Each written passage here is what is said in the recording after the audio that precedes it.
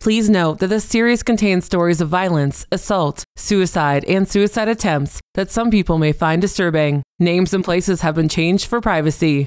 Listener discretion is advised.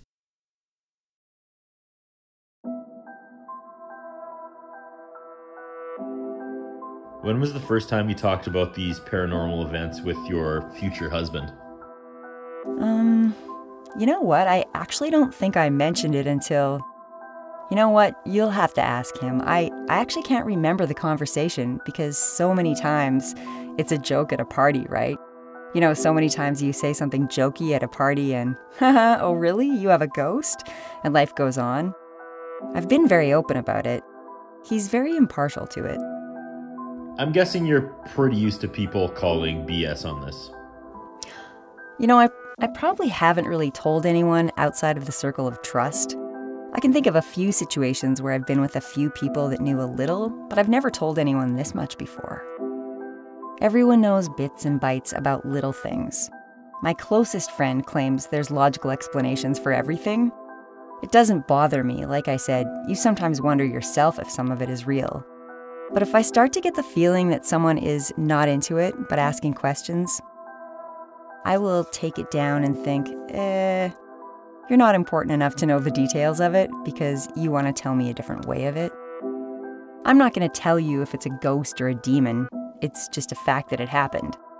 That's why I usually deal with the facts instead of the emotional side, because Mitch will sometimes say, you're so stone cold. But after you have kids, you're much more sensitive. So your walls are understandably high? You can't care about it. It can't matter if people believe you or not. It doesn't affect how it happened. If I come across a non-believer, I have to decide if I really want to continue and have this conversation. Some people just refuse to believe and are too scared to believe. For me, there's too much in the world that has happened. Evidence. If someone says to me, I don't believe you, you're full of it. Honestly, it doesn't go in, you know? You don't have to believe. It's not your story. It's not your thing. Is this a curse or a blessing? Wow, I never really thought about that. If you could get rid of it, would you? I don't know if you can get rid of it, and that would be my big fear, to anger it, if it's actually not protecting me, right? This sounds so horrible, but I've seen too much real-life footage of exorcisms and stuff like that. What I always go back to is that movie with Barbara Hershey, Entity. In the movie, she tries to remove the spirit, and it attacks her, and she's still alive, and it still attacks her to this day. And I fully believe it. And I feel like, what happens if I try to get rid of it, and it's not a relative, and it's someone who has taken to the family, and now we're trying to get rid of it, and it gets mad, and it takes it out on my kids? I would die if my babies got anything because if I tried to rock the boat. I don't think I would. I do wish it never would have started. That would be nice, to be desensitized to that, to not actually have it in your life, to not think about. But every time something really weird happens, it's like, oh, okay, and you just move on. If I didn't have my children, I probably would. I'd be like, let's do this. Let's exorcism this. Round the table seance, whatever. I would be done with it.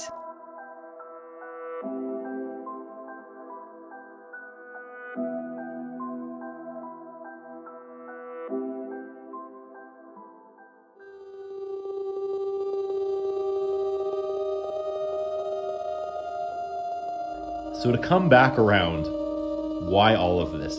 What do you think it is? If I asked, and I've asked, it's always a man. They never said brown hair, blue eyes, never anything like that. It was always a man, or a male figure, or a male voice.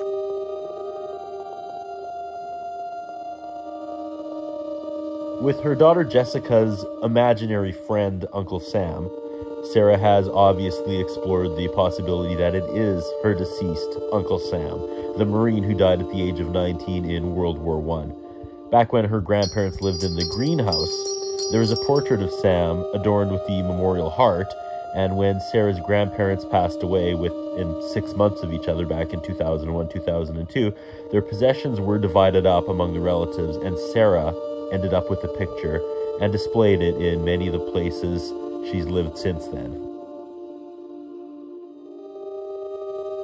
I don't know if I want to believe it's Uncle Sam because it's easier, because I'm drawn to the picture, because of the history.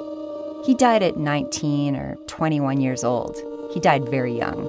He didn't have a life. He didn't have a family. And he kind of got forgotten by everyone because his parents died. His grandpa was super young. So to me, he's possibly just coming to be a part of my life because I'm super open. If I ever did a reading and they tell me, actually it's someone from back here, or someone that was in the house because it liked your grandpa but followed you, you know, someone who just liked to be around me, I can't imagine it would be anyone else other than a family member. Also, I've never been hurt. I've heard the voices and all the typical spirit stuff they do to contact you, right? What do? They pull chairs and stuff. But when you're in a bad situation, a lot of us, we call it intuition. So I think, yeah, all right, I've got good intuition on a lot of things. And in some situations, like, to me, he can't do anything. So he's using all his might to get the bad away from me. Sarah. It's happier and easier to believe it's Uncle Sam. Currently, Jessica is very drawn to the picture as well, and she says she can talk to Uncle Sam. To me, it felt like it's Uncle Sam, but on the other hand, there's been things that have happened over the years that have been scarier, so maybe it's not. I didn't think this much about this situation for this long. So then, I first talked to you and I was like, yeah, okay, I'm gonna do this.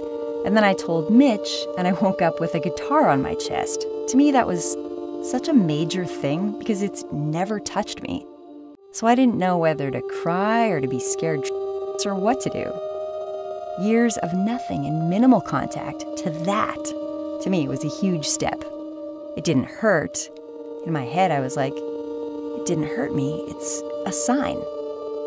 When you die, there must be something more, right? Maybe when I die, it goes with my child. I don't know. Like, who wants to be forgotten?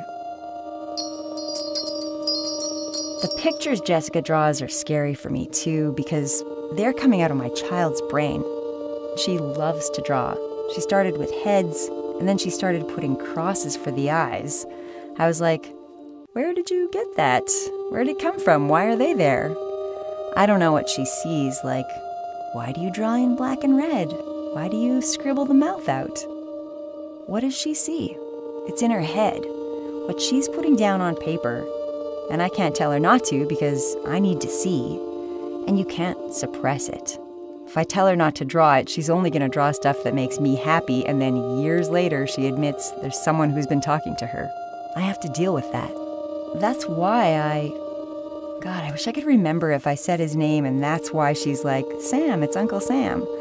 Just this morning, she asked about him again, and I'm like, no, honey. But I do it like it's a normal thing, like, no, Uncle Sam died before you were born, even before I was born. And she said, did he know Grandma? And I said, no, he didn't know Grandma. Did he know great-grandma? No, he didn't. Oh, okay. So you can see her figuring it out in her head. Like she's using that information, she's going back with that information. Is she talking to him? I can't say that's not happening because she knows things and she thinks she sees him, and I can't say you can't see him because then she'll know it's not right to see him and I'll kill her childhood. So I let that part come out and I have to embrace it. I have to embrace it in a way where she's not scared. It's parenting.